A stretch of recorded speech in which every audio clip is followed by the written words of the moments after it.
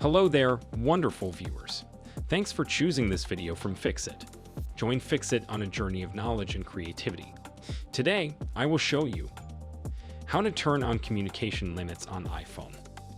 Remember to subscribe and click the bell icon so you don't miss any Fixit magic.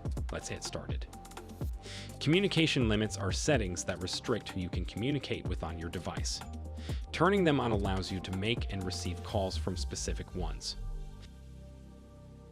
You can set limits to determine how long you can make phone calls, use FaceTime, send text messages. First of all, open up the Settings app on your iPhone. Scroll down a bit and tap Screen Time. After that, scroll down again and tap Communication Limits. Then tap where it says During Screen Time. All you need to do next is simply tap and select the Contacts Only. By selecting this option, it will not allow one-on-one and group conversations with anyone, including unknown numbers. Only saved contacts can message, call, or FaceTime you. This is exactly how you can turn on communication limits on an iPhone. Did